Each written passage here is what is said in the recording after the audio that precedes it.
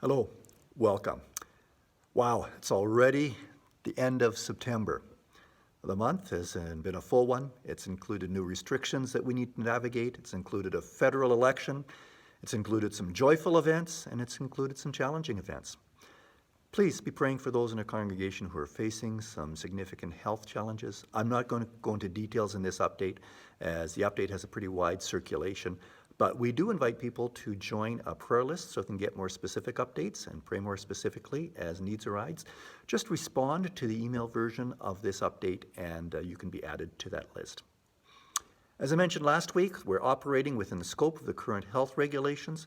In-person services will continue at 10 a.m. on Sundays within the restrictions for masking and distancing.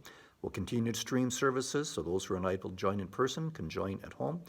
We will have live worship subject to the capacity of worship leaders and musicians on a week-by-week basis. We will not require registration. Current attendance is within our 1/3 fire code capacity.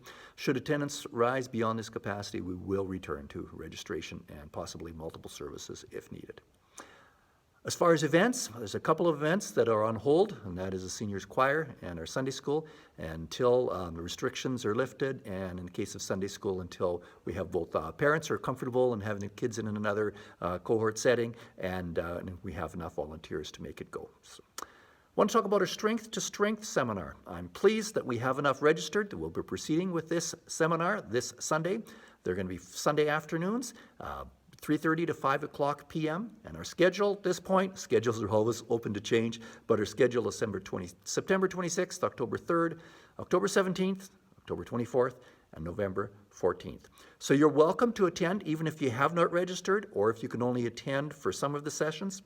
Registration so far includes some who are early in their third journey, and so early in their second half journey, and some who are even later in their third journey. And so it's good to have a mix, and I'm looking forward to our time of study and discussion. We do have a congregational meeting on Monday evening, the 27th, 7 p.m. I encourage you to attend that. Our agenda is going to include an update on finances, on staffing, on programs, on we're going to have election of our nominating committee, and we're going to have time for discussion and questions. This will be an in-person meeting held at the church, and as with all indoor events, the masking and distancing is going to be required.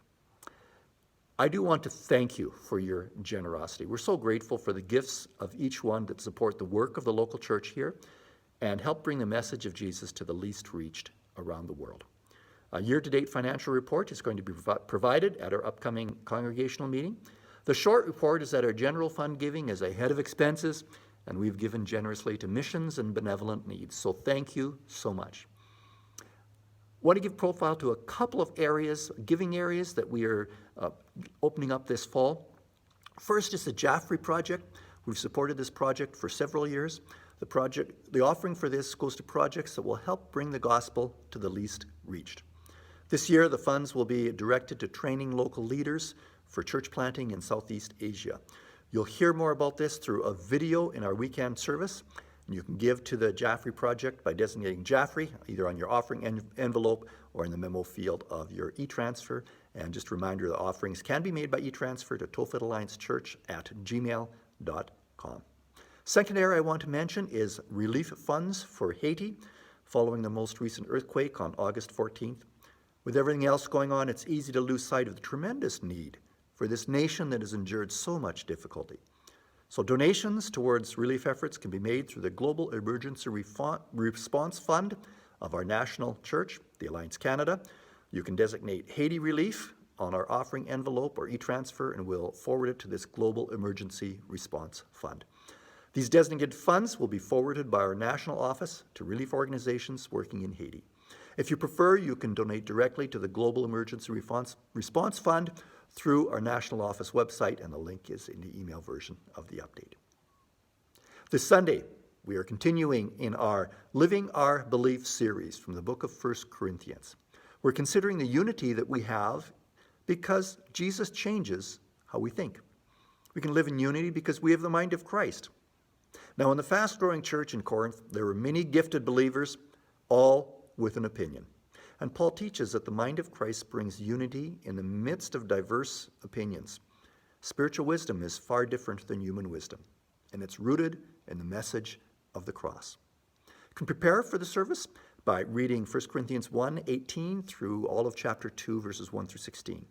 Consider what it teaches us about unity. And this Sunday, we will also be participating in communion, and it's a great passage that points us to communion and the centrality of the cross and what Jesus did on the cross.